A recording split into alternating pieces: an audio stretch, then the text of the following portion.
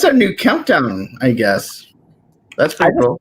I just enjoyed the private video of like you dancing that like only we got to see, and nobody else did. Yeah, that is true. Only you got to see it. I'm a private dancer, dancing on YouTube. So we're here to talk about. This is not Tina. What? This is not the Tina Turner musical. This is Ever After, a non-musical adaptation of Cinderella.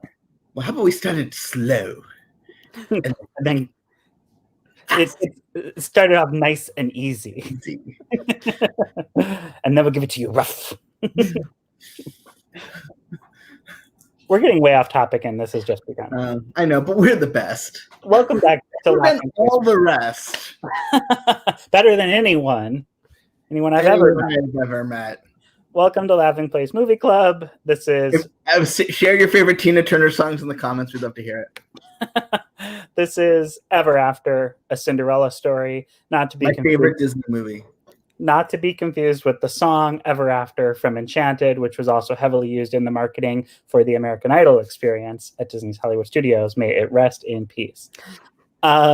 So Ever After, it's a 20th Century Studios film, formerly a 20th Century Fox film, and one that I have loved. I remember seeing it in theaters. Benji, we just watched it for your first time tonight. 5 minutes ago. Yeah. Becca, when did you first see Ever After? I didn't see it in the theaters, but shortly after it was released on home video, my friend had a birthday party and we watched it there. And I've been in love with it ever since. When did this movie come out? Because I got a place where I would have been mentally. I want to say like around 95. No, 98. It was later than I thought. Okay, so I was a junior in high school. So I don't know what part of me would have gone seen a non-Disney Cinderella movie starring the girl from E.T. But Drew Barrymore was no longer just the girl from E.T. by 1998, by the way. What do you mean? She's still the girl from E.T. Right, but she was now known she was a household name. She was a household name by then. From the tabloids. No, from being in a lot of really good films in the late 90s. Name 2. Never Been Kissed. Never seen it. Welcome to Disney+, and you should. She was in Boys on the Side, right? Or what was Riding in Cars with Boys? Riding in Cars with Boys. That was it. Like that one, I think, kind of pushed her back into the spotlight in a big way, and then made her a headliner again. So she did Charlie's Angels, but I guess that was after Ever. That was like shortly after, though. That was like 2000, like early 2000s, and then all the Adam Sandler movies. Yes. Which at this point, she'd already been in The Wedding Singer. Oh, yeah, The Wedding Singer, Julia Gulia. Yeah. And literally all of Adam Sandler's best movies are the ones with Drew Barrymore. So Never Been Kissed had not come out by the time this movie had come. No, Never Been Kissed came after. Not long after, like within 2 years. But so in any case, she's... I bet you if you looked up IMDb... Drew Barrymore, it would be say known for E.T. Actually, her 4 known fors are Never Been Kissed, Charlie's Angels, 51st Dates, and Ever After. Oh, obviously, IMDb's broken. So, but yes, clearly E.T. is a huge thing. No, so you got to remember where I was a junior in high school. I had a chip on my shoulder that Disney versions of movies were always the best. And so, therefore, I had no interest in seeing Ever After, which is why I had no interest in seeing that terrible Julia Roberts Snow White movie. Mirror, which was terrible. I've not seen it, so I will take your advice. It's a guilty pleasure of mine. I admit that it's bad, but I enjoy it. Someone that has the same last name of you just wants to share that the best and is apparently 12 years old, wants to know share that the best Tina Turner song is the best. Maybe it's your son or something. That would be amazing because I don't have kids. That would also be very weird. Where's it going with this? Oh, so I actually liked it. Well, and I will say, in terms of like versions of Cinderella that Disney has made, there are two that I would rank first and second above Ever After, which is obviously Walt Disney's 1950 animated classic. And then Rodgers and Hammerstein's Cinderella, produced in 1997 by Whitney Houston for The Wonderful World of Disney, starring Whitney Houston and Brandy and Whoopi Goldberg and Victor Garber and Bernadette Peters. And that's the best live action version of Cinderella that's ever been put to film. Sorry, Julie Andrews, and sorry, Leslie Ann Warren. And then for me comes Ever After, A Cinderella Story. What about Twice Charmed? Twice Charmed is a great stage musical exclusive to Disney Cruise Lines that I very much recommend. So, a fun fact I learned while Googling this movie is that there's actually a stage adaptation of Ever After. Oh, I did not know that. Which premiered at the Paper Mill Playhouse, and it never went to Broadway, but it's been produced. It was first produced in 2013. It was performed in Atlanta in 2019. So it's had a not insignificant run. And I believe part of the challenge with it, I remember when that was happening, was at the same time Rodgers and Hammerstein had produced their Broadway version of their version of Cinderella, which heavily borrowed some plot elements from Ever After, namely the meeting of the prince and her pretending to be somebody else. I feel like the 2015 live action Disney version of Cinderella also stole some pages out of Ever After's book. But the Danielle in that musical was actually played by Sierra Bogus of the Terrible Little Mermaid fame. Her version of Little Mermaid was better than the other Terrible Little Mermaid. That is true. Yeah. But what I thought was interesting about it, and I mean this kind of sums up, is I thought it was really interesting how they made it, took away the sort of fantasy elements. Not that I don't love fantasy elements, but they made it quasi-historical by bringing in Leonardo da Vinci and kind of tying it to some of his legends. But what I thought was kind of weird was it had sort of dimensionalized the stepmother, who I'm just going to call Lady Tremaine out of ease of my memory, but has a different name in this movie. And but then there's just these sort of weird slapstick moments, like when Danielle punches her sister and like the legs go everywhere, like some bad A&V montage. I just thought it was not consistent in its tone. Yeah, and that's fair. I mean, I was I think I was 13 or 14 when this came out. I was in middle school. And I remember loving it and feeling like I was the perfect age for it at that time. And like this was one where I remember pre-ordering it at Suncoast on VHS. Like I was just so excited after seeing it in the movie theaters to see it again, and really couldn't wait. This was also the film, not that I didn't know who Angelica Houston was, but like I remember coming out of Ever After and my mom telling me she's the lady from Witches and just having my mind blown. And then later finding out she was in Captain EO, because I had, been traumatized by it and forgotten Captain EO, and just kind of opened the door to me of Angelica Houston, who, in my opinion, is one of the greatest actresses of all time. We've talked about how, I mean, she's a famous actress on her own right, but there's people who were in family films growing up consistently that we think are huge stars, and they might not be as huge as we think. Like I thought Charles Grodin was like the world's biggest actor because he was in not only in the Beethoven movies but also Muppet Paper. And between Angelica Houston being in the Addams Family, Captain EO, stuff like this, like I just thought she was like the biggest name. Like she was the one you wanted in a movie. Like she was the top Meryl Streep of actresses. And then, she was also in that Watcher in the Woods remake. Yeah, she was in The Watcher, and that was good. I enjoyed that, the Melissa Joan Hart directed remake. But yeah, it's I will say I don't think Meryl could have done this role as well No. as Angelica Houston.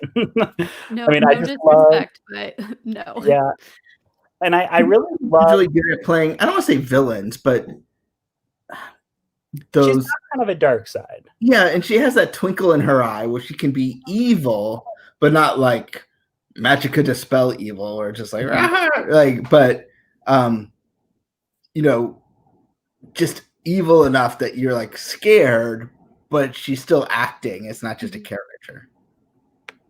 She also has an amazing ability to just raise one eyebrow, which I cannot do, and she gets it so high. I'm like, oh my gosh. Fun fact: Angelica Houston is Walt Disney's daughter.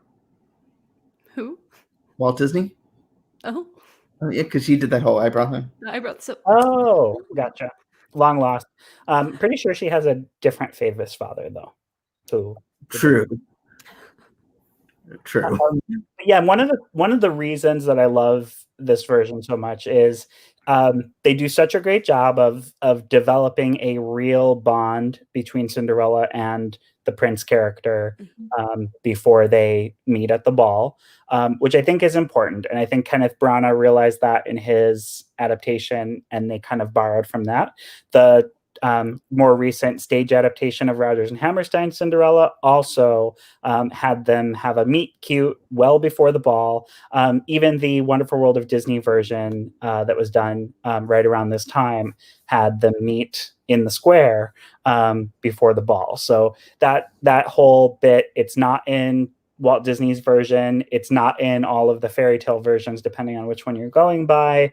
But I think this one does it particularly well. And then the other thing, a lot of film versions, and one of my biggest criticisms of the more recent Disney live action adaptation, have Cinderella just dismiss everything that happened and say, fine, forget you. I'm living in my palace, and that's a big enough comeuppance for you. And I'm not satisfied by that. And I love the scene where the stepmother and the mean stepsister are forced to into a life of servitude. Yeah. But they do it in a way that's not, it doesn't make her seem mean. Right. Like, because that's the hard part with that. Is like, Cinderella could be like, banish you, but then she just seems cruel. Right. And even though it's justice and, they might deserve it, Cinderella is supposed to be too above all that, right? So she was able to give like almost commute the sentence, but not do it so much that it's just, go back and I think it was a very satisfying ending. They even established just a few moments between Danielle and Radmilla, and she's asking her, or talking about her father, and like they're having this almost a sweet moment, and then it just, she's so mean to Danielle, and then at the end she says, "You've denied me the one thing I've ever asked for. Like, I've wanted a mother. You're the only mother I've known." And so, like, you totally understand not just the terrible experience, but even those few moments where Radmilla could have almost shown some motherly affection, just none whatsoever. So you almost want to see like a Lady Tremaine origin story, not necessarily in this universe, but like, how does someone become so? Well, I believe Serena Valentino is writing it or has written it, because that's the next in her Disney Villains book series, which the Cruella de Vil one was, which I believe we exclusively revealed on laughingplace.com. Yeah, which the Cruella de Vil one that came out earlier this summer was really like, how did Cruella get to be Cruella? So not to be confused with the movie Cruella, which talks about how Cruella ended up becoming Cruella. Which I'm sure will be a completely different take, but come out in 2027. You could experience both and choose your favorite. I feel like with Cinderella, you get that chance. And they kind of playfully tease that at the beginning with the Brothers Grimm and referencing Perrault. It's there's so many different versions of Cinderella, but it's such a classic sort of archetype. Even if you stripped away the name Cinderella, that story would be described as a Cinderella type story. So you might as well embrace it. But well, and there's another version that I love that like I hadn't thought about for a while that you just made me think about for some weird reason. It's very 80s. It's called Made to Order. It stars Ali Sheedy from Breakfast Club, and Beverly D'Angelo is her fairy godmother. And it's kind of a reverse. So Ali Sheedy is just the spoiled, stuck-up Beverly Hills rich girl, and then Beverly D'Angelo flips everything and turns her into a maid. And then basically like the man that she was in love with, who was, you know, this rich prince of a man, now won't look at her twice, but she like, you know, uses Beverly D'Angelo to kind of get back to where she was. It's cute. It's weird. It's probably better if you're like watching it and you're in the era that it exists from, but I'm guessing I could view it through nostalgia now. I wonder if anyone's got that streaming. Look it up. Made to Order. That makes me feel like what was the name? Made in Manhattan. And that's J-Lo, right? Mm-hmm. Yeah. I feel like most rag to riches stories have some element of the Cinderella, at least basic element in there. Even, there was a Will Smith movie, I think with his son Jaden playing his son in the film, where he like rose up from nothing. Like that Pursuit of Happiness. Pursuit of Happiness, yeah. I feel like even Pursuit of Happiness has kernels of the Cinderella story in there. And I think that's what makes it so retold, is that so many people identify with that. And even in this version, there's conversations that there's a part that struck me as very poignant for the time we're in, where Danielle is talking to the prince about how, you know, a poor person who steals or a poor servant who steals has really been given no other choice. If you've kept them in this lower class system, uneducated, you know, you get what you get out of them. And I just thought that was so interesting to the bigger conversations that we're having as a nation right now. You know, that is still such a truth today. You know, but it's interesting because there's the two levels of that, right? There's like the you know, the Aladdin who has to steal bread to survive because that's what the song says. Mm-hmm. And then you have the stepmother who steals out of a desire for, you know, who's never satisfied. Mm-hmm. And, you know, you can see the two different, you know, same action, but two very different intents, which color the perception. Mm-hmm. Very, very good point. It's a multi-layered, multifaceted film. You know, it's almost like The Godfather. It just has so many levels that, you know, we're not going to be able to finish it all in this stream. That is whatever after a Cinderella Story is. Wasn't Angelica Houston in one of the Godfathers? I would be surprised. I believe she is. I don't know which one she would be in because it's not on her Wikipedia. Oh.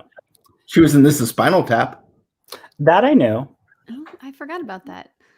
Was she one of the designers for the Stonehenge set? I believe. I believe they wanted 18 inches tall, but they barely made feet. Yeah. She was also Queen Clarion. She was Queen Clarion in 18 different Tinkerbell films. Yeah. And John Wick, and Arctic Dogs, and she's going to be in Searchlight's upcoming The French Dispatch. Oh yes, as one of the I can't think of it. Wes Anderson regulars. Yeah, because it was also an Isle of Dogs, because, you know, she has a running theme. And Life Aquatic. Life Aquatic, absolutely. That's kind of remember. Royal Tenenbaums, right? Yes, she's in like all of those films. I don't see. Yeah, Royal Tenenbaums. That's absolutely correct. Though I remember her first from Life Aquatic, which means absolutely nothing because it means nothing. And she was on NBC's Smash. Okay. May it rest in peace. She was also in Michael Eisner's BoJack Horseman, Troll Hunters, Tales of Arcadia, and the aforementioned Watcher in the Woods, as well as an episode of Angie Tribeca. That is a show I forgot to stick with. I think I saw the first season and then forgot about it. I haven't actually watched any. Is he thinking Sofia Coppola? I don't know what I'm thinking. For some reason, I thought Angelica Houston had a connection to The Godfather, but I guess I'm wrong. Sofia Coppola would have many connections to The Godfather. Yes, that would make sense. And Nick Morgan has this question, which I think would require me to be a regular viewer of Disney Trivia Live, which I unfortunately haven't been lately. But when he thinks of Cinderella Story, he thinks of Tony Betty being the host of Disney Trivia Live. So I know for a fact that Tony Betty loves Reese's Pieces, just like Drew Barrymore. You just keep wanting to drag this back to ET, which you don't actually love, and now I'm gonna make you watch it. It's on Disney Plus. It's on Peacock, and also I own it. And I think E.T. is a great Halloween movie selection because a lot of people forget it takes place at Halloween. No, because he dresses up like a granny. And he dresses up like a granny in the closet. He dresses up like a ghost for Halloween. And then I have a lot of favorite parts of E.T. One of my favorite parts of E.T., he comes face to face with a kid dressed as Yoda and goes, home. What I have a question about E.T. Because might as well get off topic. What is your favorite creature on E.T.'s home planet? Tickly. Moot moot. I would, if I could move into the green planet scene of the ET adventure, I would live there because you could get a shower because there's water features, and every go to Tickly. They all speak English. I don't know why. Welcome home. You've arrived. And then ET knows my name. Not now. So they don't want to touch your cards. I have a question for you. Ever After is obviously a 20th Century Fox movie when it was released. Do you have a favorite Fox/20th Century Studios movie that's on Disney Plus? Besides this, and don't count Star Wars. That's cheating. Okay, I'm gonna say. I'll let you include this. You can pick this movie. I'm gonna say Sound of Music. Oh yeah, I forgot that's on there. That's good. Good. That's a hard one to beat. Ever After would probably be. It would be in the top of my list. I think the Home Alone movies hopefully will be back before the holidays. I think they have 3 or 4. One of them. They've never had 4 on there. They probably still have 3. HBO Max, I know, has Home Alone 1 and 2. And then, fun fact, Disney just put the first Home Alone on 4K on Blu-ray. And alongside it, re-released Home Alone 2 just on Blu-ray, repackaged it, but it's got the 20th Century Studios Disney multi-screen edition branding on the box now. That's cool. Not that that's worth buying again, but I'm just saying. It's out there. Do you have one, Becca? Probably Ever After. I really enjoy this movie. I've loved this since I was young. So, you are I was young. Very excited to see when it was added. I was like, finally. I think it's funny that the original cover art, the poster and the VHS cover is after you click it. Yeah. They have it there. And not on the little not the actual page. Tile for the movie. Tile. Thank you. Fun fact. I'm trying to think what name something that besides Sound of Music and Ever After. Well, is 10 Things I Hate About You? No, that was Touchstone. Okay. That was Touchstone. Thumbelina. Nope. Voice are good. I might go with Ever After. They have Never Been Kissed. They have the Cheaper by the Dozen movies. They have the Percy Jackson movies. They have the X-Men movies. Oh yeah, the X-Men movies. Yeah, I don't know if I count that, but yeah, X-Men I wouldn't count. I don't know why, but it just feels like the Fantastic Four movies. I might say Hello Dolly. It's not a great one. Yeah, that's a great one too. But it's probably go Sound of Music, Hello Dolly, Ever After in terms of like ranking Fox films on Disney Plus that I am excited to have there. But there's a lot missing that I would love for them to get. I would like them to get the Night of the Museum movies. Night of the Museum movies would be great. The original Dr. Dolittle. They have the Eddie Murphy Dr. Dolittle in its sequel. They haven't put the direct-to-video Kayla Brown spinoff on there yet. But the original Rex Harrison Dr. Dolittle feels like perfect for Disney Plus. You know, we had this like 20th Century Fox like greatest collection thing that would have probably it's in the cabinet, but that box set was done for their 75th anniversary, so it's 75 films, and for the most part, one per decade, and most of those aren't Disney Plus friendly. What about Thin Man? Thin Man was Warner Brothers. Oh, never mind. Yeah. Becca, you love this movie. You love Ever After, and I can see why you love Ever After, but can you share why this movie is special to you? Why it's special to me? I just always thought that well, I love Drew Barrymore, and this is probably I had seen E.T., but this is probably the movie that I first saw her in that I really knew who she was, and so I've always liked her since this film.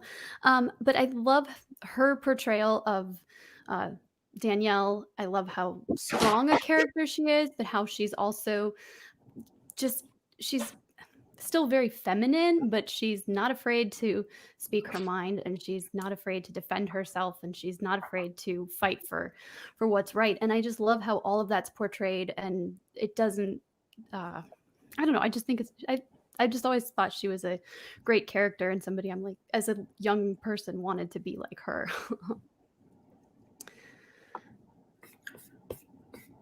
You know, I feel like if this movie was made 10 years earlier, which would have meant that it wouldn't have been this movie, but I feel like I could have really fallen for this movie, especially since it seems like super up like the Disney Channel alley back in the day, where I could have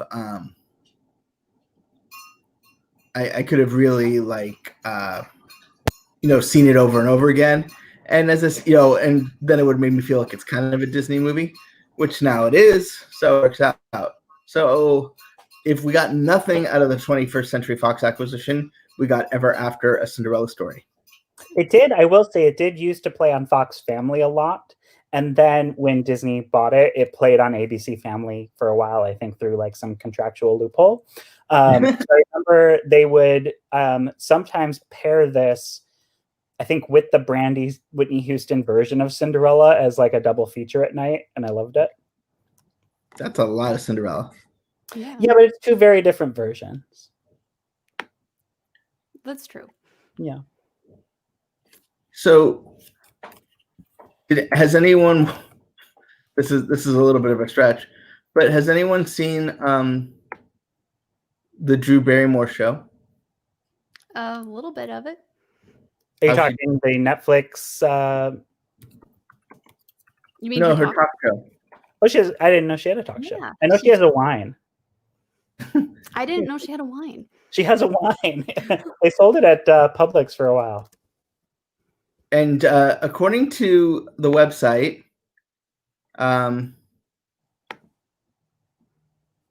Paris Hilton on her show opened up about her traumatic past and experiences as a survivor. And I guess they did a 50 First Dates reboot. I think that was the first episode because we watched the YouTube video. And yeah, Adam was doing the whole video thing with her. Hey, Lucy, I'm your husband. That's cute. I'll have to look that up. Well, so tomorrow you can tune in and see as Drew interviews Gwyneth Paltrow, who forgets that she's ever been in a Marvel movie. Goop. There are Although people who can invent the vaccine. The actual login says, the log line says, Drew interviews Gwyneth Paltrow and introduces Drew Lala, which I guess means Drew Barrymore, or I don't know what Drew Lala means, and celebrates love in Love Bug. So I don't know if there's going to be some weird Love Bug references, maybe a little Dean Jones memorial or Lindsay Lohan. I don't know. Probably not Lilo.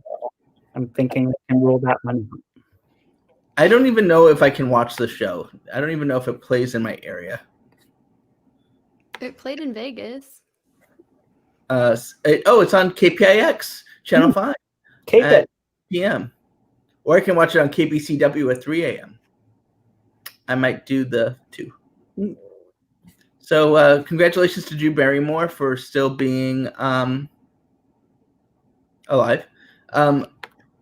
Kyle wants to share that his favorite Drew films are Fever Pitch and Music and Lyrics. I've actually seen Fever Pitch. I like Fever Pitch. Haven't seen Music and Lyrics. And then The Wedding Singer, which I have not seen either. Julia Gulia. They did a movie I haven't seen. To The Wedding Singer in one of the Goldbergs they did. episodes. Yeah, that was awesome. That I saw. I always tell Kyle we should watch Fever Pitch after we watch Moneyball because the whole I'm sure. That makes sense. And now I just can't wait for the Goldbergs to do their airplane episode in like a month. Yeah, I think everything's starting end of October this year. I know, it's a little weird. So any final thoughts on Ever After, A Cinderella Story? Alex? I love it. I'm so excited that doing the LP Movie Club gave me an excuse to finally get you to sit down and watch it, something I've been trying to do for 13 years. Becca? I just have a quick question. Do you guys think that the prince ever had any intention of choosing anyone besides the Princess of Spain when he realized that he couldn't marry Danielle? Was he actually interested in Marguerite, or was he always going to pick Spain? So, like, I feel like if he's going to settle, he's going to settle. Like, you're not going to do like this weird, like, you're either going to marry someone, because it improves your station or whatever, like I did, or you're going to marry for true love. And like you did. Like I did. I think Marguerite was like his easy choice to get out of marrying the Princess of Spain. I feel like when he was in that moment, he was really going to do it because he had kind of seen Marguerite's true colors and realized she was nothing but a hussy. And then when he saw the Princess of Spain basically going through the same thing he was feeling, he was like, okay, no, we can't do this. Yeah, I feel like he would have done, like in that scene, he was going to say, what's her face? Marguerite. But then, when he becomes cold prince, like then the only choice is the Spain lady, who she kind of reminded me of like a creature from like Spaceballs, like the wedding, like going back to like the slapstick. It's like you could have maybe done that a little bit more subtle. It's so funny. It is so funny, especially when after they've established her from the front that she's crying under the veil, when they go behind them and they're kneeling, and then like every time she gets a little lower, her squeals get louder. Like that cracks me up so much every time. Yeah, it's a little out of character, but I love it. Oh, thank you for indulging me. If you haven't seen this movie, folks, it's so good. It's so good. No, I mean, do you think he was always going to marry the? When I watched it a long time ago, I thought that he was going to pick Marguerite, and then almost like his parents were like, "Nope, you didn't make a decision. Now you have to marry the Princess of Spain." But now I'm like, maybe, I don't know. You guys bring up good points, but on this most recent rewatch, I thought, well, maybe he had always decided that he was going to announce that he was going to marry the Princess of Spain after he realized that that Danielle wasn't an option. But no, you bring up a good point though, that at that ball with everybody there, then maybe he would have picked her. I just don't feel, well, I guess he didn't know the Princess of Spain either, so he wouldn't have had any attachment to her. I feel like he was gonna pick Marguerite, and then that moment where it just got so awkward, where basically Marguerite's mother is saying, "This is my servant that you're falling in love with, rather than my daughter." I think that whole embarrassment, he was just like, "Okay, none of you going to Spain." I have a question. Do you feel cheated by this movie that you don't get to see the wedding? I don't, because every version of Cinderella, including Walt Disney's, has the wedding, and I feel like this one, skipping it and just having it happen as like presumably a small quiet affair so the whole kingdom didn't know and spill the beans, I like that. One thing I felt was weird though is the way he says, "Let me introduce you to my wife." Like it's supposed to be shocking, but she's wearing the crown already, right? And so obviously this has already happened. It's not shocking but it's not. I think he says it because they didn't bow.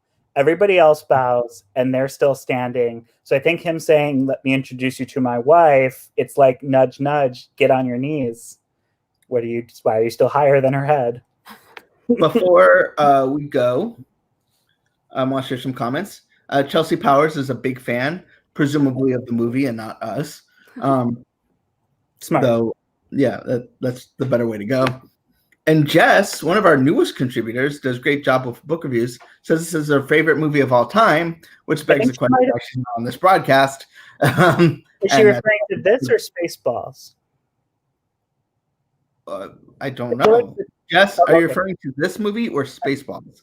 I feel like we were talking about Spaceballs at the time I saw her comment pop up. Maybe she can clarify. Maybe it is Ever After. I think it's a great movie. So maybe Ever After the Flamethrower. Kids will love it. Spaceballs, the face mask. You know what Fox movie we need on there on Disney Plus is That Thing You Do. That would be my favorite. I love that film. And it takes place at Disneyland. Yeah. Yes. Disneyland is in the movie. So we've learned a couple things. That Thing You Do needs to be on it on Disney Plus. Chelsea Powers is a huge fan of the movie and not us. And Jess should be on Movie Club and is a huge fan of Spaceballs. Or Ever After. We don't know. They're both good. Maybe she'll send me an email, or maybe she'll make a comment before I hit end broadcast, and we'll clarify all this confusion as I vamp and I'm not getting any answers. But yeah, so favorite version of Cinderella, Becca. The original Disney animated classic, the 1950 classic. Yes. Alex, 1950 classic. Yes. But I have a lot of favorite versions of Cinderella. That's just. I'm going to go with 1950 classic only because Hey Cinderella doesn't qualify. Aw, Muppets. I do prefer the Muppet Frog Prince to Hey Cinderella. The Muppet Frog Prince was my go-to Betamax movie. And then when I accidentally tripped and broke our Betamax machine and had to get a VHS, I couldn't watch it anymore. And my dad used to pretend he was Sweetums, and he would go, "I'm Sweetums." Aww. And so my family never owned Betamax, and my introduction to it was buying the green clamshell Disney release at a Disney store. And I still know all the words to "I'm 19." And my birthday's today. Ooh day. Remember, she couldn't say all the syllables, and then Sir Robin the Brave could translate. Nice. It was great. So I guess Jess isn't going to tell us what her favorite movie is. I'll have to email her. But our next movie is a movie that's not as good for Movie Club. It's the premiere of Secret Society of Second-Born Royals, the Disney Plus original film, which we will have a lot to say about. Yep. And then The Fault in Our Stars is October 5th. If anyone out there cares about that movie, please let me know, because not a single person has signed up to participate in that Laughing Place Movie Club. It sounds like a downer. I haven't seen it or read the book. It's good, but it's sad. Is it a Fox movie, presumably? Because I've never seen it. So it can't be. I remember the trailer was one of those trailers that shows you like too much of the movie, and it was like, oh, I'm not going to see that. I think I know how it ends now, and I don't like that. I don't like that ending, I should say, because I've seen plenty of films that give away everything in the trailer. Yeah, what was the movie we just saw where like the finale was in the trailer? Well, Secret Society of Second Born Royals has the very last shot in the trailer. Yeah. Are you serious? Yeah. And so when I went back, when I was doing the video review and I went back to grab the trailer and like put it in, I was like, oh, they gave me the last scene. So I'll just put that in there when I talk about the last scene. That's funny. I feel like there was another one. Well, I mean, it can't be because there's been no movies, but we saw Verb. Candace Against the Universe. Like the publicity still was from the finale musical number. Yeah, and they even had publicity stills of them on like the wrecking machine equipment. And it was funny when they sent us the screener and they were like, be sure you don't reveal anything about who the villain is. Like, she's on the poster. Like, it's obvious who the villain is. They made me think that like that was a twist. Like who you thought was the villain was not going to be the villain. And it's like, no, the villain's exactly who you think the villain is. My favorite is the one where you get the emails where it's like, don't reveal blank is actually evil. And you're like, well, now I know. So. Thank you for spoiling it for me, the viewer who will now review this. Right. But we had something in a press release for a Hulu show that gave away something. Oh, yeah, it was something that you learn in the first episode, but still, we followed the press release and then they asked us to take that information out after it had been up for like 2 weeks. It was Looking for Alaska. And it was the show. It describes itself as like about a suicide, and so we put in there that there's a suicide, and then we get like, oh, we don't want to reveal that, and you're like, it's the log line. Yeah. So, what about there was that ABC? That'd be like that ABC show. What was it? Precious Little Things or something? I don't remember. A Million Little Things. Oh yeah. Oh, like that whole series. The inciting incident was a suicide that happens at the end of the pilot. That would be like not being able to put that in the series description. Kyle, for some reason, is sharing that the Raiders are leading on Monday Night Football, which is correct, 31-24. And the new broadcast team of Steve Levy, Brian Greasy, and Louis Riddick are wearing the yellow jackets, made famous on Monday Night Football, but made recently famous through Holy Moly. Holy moly! Oh, yes. The sequel.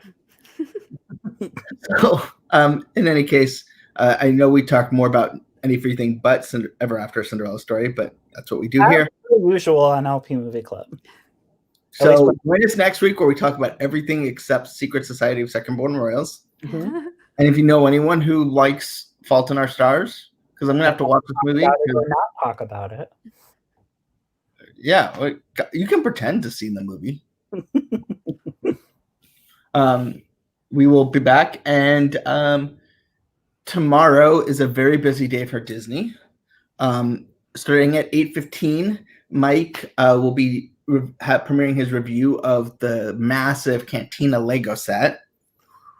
Then at 9, there will be a Hasbro PulseCon preview on their channel, and then we'll be talking about sort of what they've talked about on our channel. Then at 10, we're live blogging a press conference from Disney Park Experiences and Products about what they're doing in light of the COVID-19 pandemic. So then Jeremiah will be at Magic Kingdom to check out some things going on over there. And then you've got Disney Trivia Live with Doobie, Gideon, maybe Tony Betty, because Nick keeps mentioning it, even though he needs to send me an email about what's going on and if I need to be concerned. So it's a busy, busy day for Disney and us tomorrow. So follow along all day. Ring the bell if you don't. And if you want to see us be serious or be silly or be walking around the parks or hotels or random streets in Missouri, just follow us all day. Lots going on, actually all week. So follow us, and we'll share it all with you. Any last words? Every time you say "ring the bell," I think of dining inside a Wendy's. I think of that song. I don't even know who sings the song. Ring my bell. We don't have the rights. What's that? I said we don't have the rights. We can't sing anymore. We'll get in trouble. It's too expensive. Can't afford it. Who sings that? Someone from the 70s. It was disco. Ring my bell. Anita Ward from 1979. And the music video looks super disco. Oh, wow. Yep. Sure does. Like disco Mickey Mouse album disco. So apparently Becca has just given up. So maybe she wanted to watch the last few minutes of the football game. Anyway, thanks so much for joining us, Alex. Thanks so much for the audience. Jess, we're still waiting to find out if you're talking about Spaceballs or Ever After. And we'll talk to you later. Bye, everybody.